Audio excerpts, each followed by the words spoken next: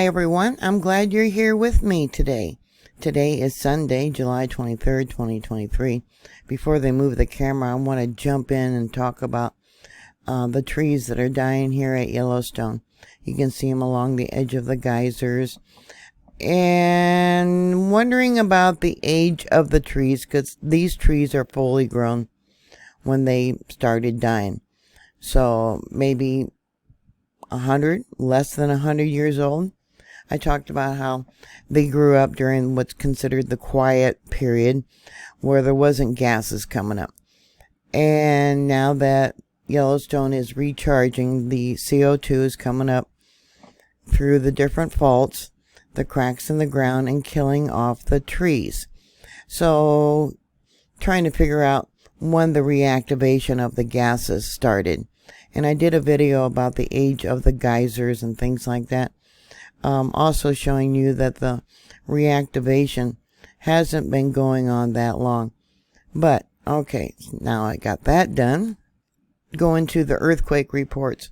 USGS is only reporting 11 earthquakes for the last week. The most recent they're saying is a 2.5. But actually it was a magnitude 2.6.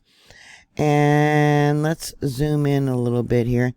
We got Jackson Hole and the Teton Fault going through here. But that wasn't the area where this earthquake occurred. Here we have the Buffalo Fork Fault System. And it goes down to another fault system, which goes into the Togety Fault System. They really haven't done a lot of research about the earthquake faults in this location. They do know that it has scarps, which is uplift, where you have a hanging wall. One side of the fault lifts up and the other side stays stationary. So it's probably along the Togety Fault System, and I'm probably pronouncing it wrong. But what's interesting about this fault system is that they feel from their research it reflects or may reflect reactivity of older faults or creation of new faults in association with the eastward migration of the Yellowstone hotspot. They did mapping of this fault back in 1989 and 1991. They admit that the extent of the fault line is unknown because of the forest cover and the hilly terrain. Well, nowadays they got LiDAR. So, yeah, I don't know if they've come in more recent with LiDAR to check out the fault, but it hasn't been posted. This earthquake was really shallow, only 1.8 miles in depth, and it's a remote location, so no one reportedly said they felt that earthquake.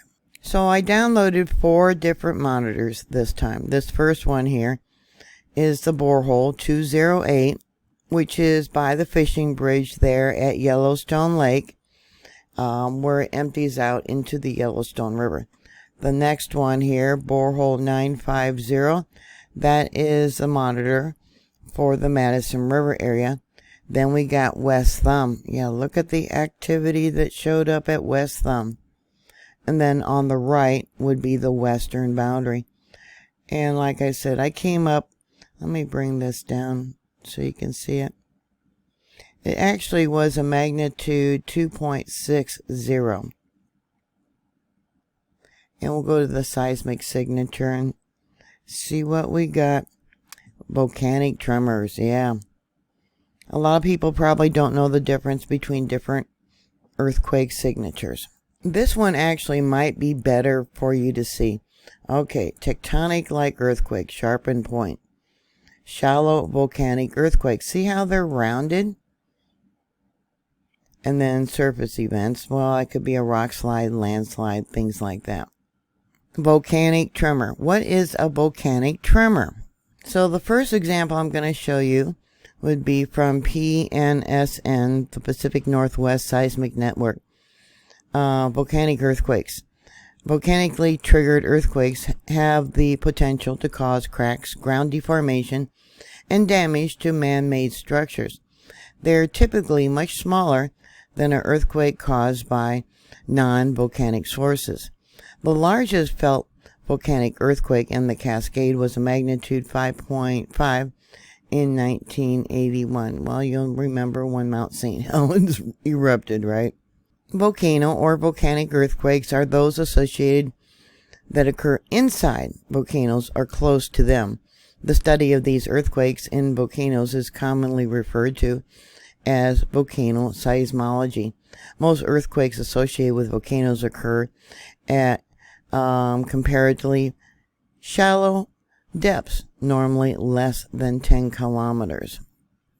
So I clicked on the link, and I'll have a link for you down below in the information box, but it says volcanic earthquakes provide information about the state of stress in a volcano and of eventual magma chamber rupture during unrest periods. They also indicate the location and cruelty, the size of the magma chamber. When a dike or an included sheet is injected from the magma chamber, the formation of its propagation path, a dike fracture path, I talked about this, much like what's going on at Iceland, produces earthquake. Thus, according to monitoring of earthquakes, during such events can be used to map out the propagation path of the dike and help assess the likelihood of a dike or included sheet reaching the surface causing an eruption. So this fault is probably an older fault that's been reactivated, and it's associated with the eastward migration of the Yellowstone hotspot. USGS was formed to find resources for the oil and gas industry. They don't spend any of their own money if they don't have to for the investigation of what's going on there at Yellowstone. They depend upon individual scientists, universities to do that research for them. So I don't know if anyone has come in with LiDAR. It's a type of technology that looks down and it strips away the vegetation so they can actually see the ground. But more than likely, if you look up close, this fault probably does extend. Let me draw it out. Okay. It probably does extend through here, following this fault line. Let me bring it down a little bit more and draw it out a little bit farther. But it probably does extend all the way through here. The next larger earthquake that I see is at 9:51 Universal Time.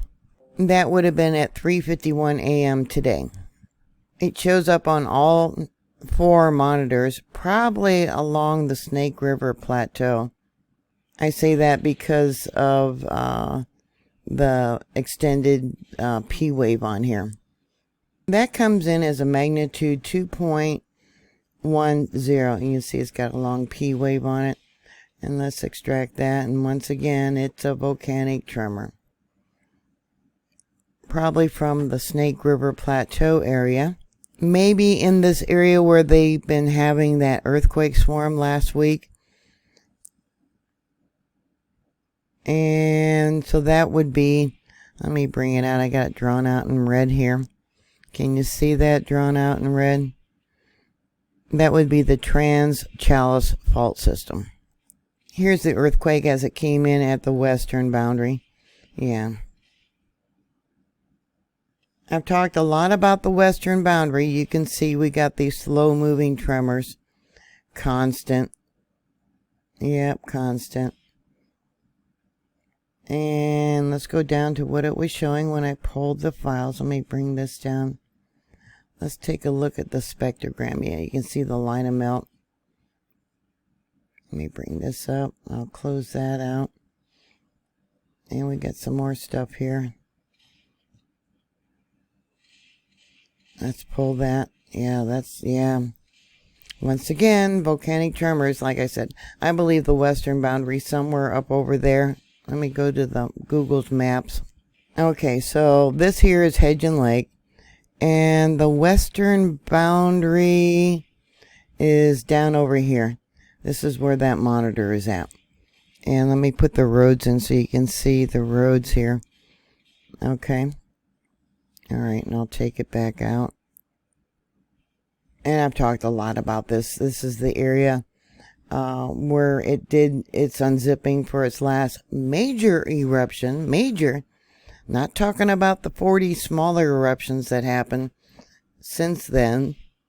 But enough pressure built up throughout this area, which is still going on currently, where it did its unzipping. It had multiple eruptions circling down around, and it came down doing a counterclockwise rotation to Heart Lake, and then the two resurgent domes, the Mallard Lake resurgent dome and the Sour Creek resurgent dome, collapsed at the same time, creating that huge eruption. But like I said, there's been 40 smaller eruptions since then.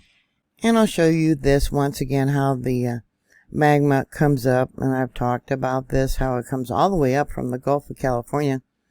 It's about 250 miles wide, the plume, comes up to the Yellowstone hotspot, and then I've talked about how it's going horizontal, and you can see, yeah, how it goes horizontal, where we got the more recent eruptions like the Crater of the Moon and Hell's Half Acre, etc. And the Native Americans have talked about actually witnessing these eruptions.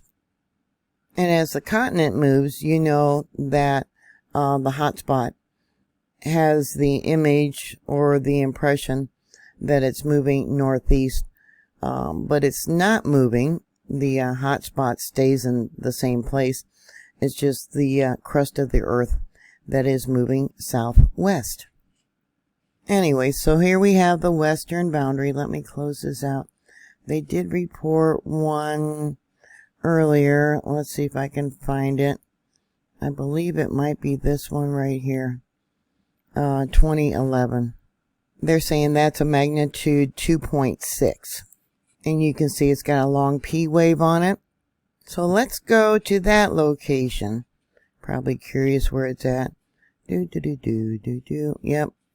Yeah, along the Trans-Challis fault system. Yeah. And where's that earthquake swarm that's going on? Right down here. Okay, right there. Not far from that area. They actually did not fudge about that one. let me bring it down. I get up 2.67. And I'll bring it back up and we'll look at the seismic signature. Yep, okay, let me bring it over here. This is all volcanic once again. Yep. There you go. I centered it more for you so you could see it better. Then we got the slow moving tremors throughout here. And then we got a bunch of stuff here. Yeah, popping of the rock. Look at all that. Remember, that's called a sawtooth or a comb. The comb of a tooth. Don't it look like a comb? Yeah. Okay, let me bring it over. Let's look at the seismic signature. Yep. Drum beats. Boom, boom, boom, boom, boom. Yep, throughout that whole time frame. Is it gonna go small on me? Yeah, look at that. Think of a garden hose. And you got water running through it, and you grab the middle of the hose and you bend it and you kink it down. It stops and it goes and stops and it goes as you continuously bend and release the hose letting the water through. That's what's going on here. This is West Thumb. Look at that. I've talked about this before, where the magma suddenly comes in. It gets so loud that the machinery can't pick it up. Let's look at the spectrogram for West Thumb. Yeah. Now that was at 20:51 or so, Universal Time. That would have been at 2:51 p.m. yesterday. Yeah, that's kind of cool seeing that. Okay, what else we got here at West Thumb? Let's see what it was showing when I pulled the files. We got a small little quake there. Now that's fault movement tectonic. That's the only time that I was going to say that I see that happening, but no, this is today. Okay, 14:06. That would have been at 8:46 a.m. today, Sunday, July 23rd. Yeah. Look at that. Let me see if I can find any popping. You know, not counting the earthquakes.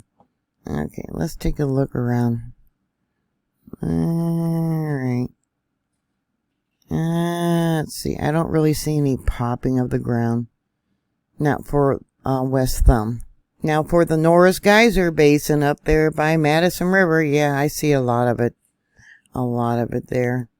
Yeah, I'm trying to find them. They're all marked in red. Yeah, let me pull it down. When I pulled the files, we got a more recent one there. Let me go up. Okay, there's one there. Lots of popping going on. Okay, and we got another one there. And we got harmonic tremors. I don't know if I can make that bigger where you can see it. There's one. Sometimes they're so fast. It's hard for me to find them. Yeah, but can you see all of them marked in red there? Can you see them all? Yeah, throughout this whole 24-hour period. Now remember, this is the area that started its unzipping. Yeah, we got a quake there. That one I just covered. And yeah. Now, this is a borehole. Borehole 950. This is a very deep well. Probably 600. Let me see if I have a diagram for it. No, I don't. But I do have it for the Madison River area. Borehole 207. And it's got a cement cap at the top. They're all pretty much the same in depth and all that. And you can see the monitor to pick up the earthquake is 663 feet below the surface. Yeah. So all these earthquakes are not being caused by any outside noise. Not by traffic, stampeding buffalo, or running tourists from the buffalo and bears and things like that. No, this is what it's picking up under the ground. Yeah, not someone jumping up and down or, tossing people or whatever. Think of the buffalo tossing people when they get too close.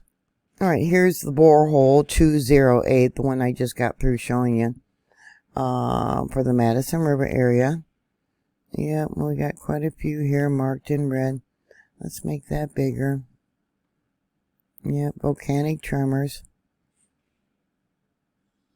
Lots of them marked in red. So they know this activity is going on. Yep, definitely do. Look at that. Look at the heat coming up. Yeah. And right there is when I pulled the files. Yeah, so each line's a half an hour. So we got 2, 3, maybe 4 hours where the magma was coming in. Look at that. Yeah.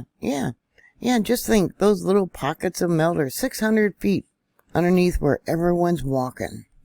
Yeah, you guys, you're walking in the middle of a volcano. Do you consider that? Oh, they probably think it's dormant and it's sleeping. Yeah, they're showing the trees still. Yeah. How old do you think those trees are to get to that height? Be interesting to do a core sample to find out what age they were, and then figure out when the gases started coming up and the reactivation of Yellowstone. What are your thoughts? Put your comments down below. Thank you very much for watching. Thank you for subscribing. Yeah, they moved the camera. There's all the people down there. It's a little dirty. I've seen it black as coal in the past. Yeah. So what are your thoughts? Please put those comments down below. Thank you very much for watching. Thank you for liking and sharing. I really appreciate it.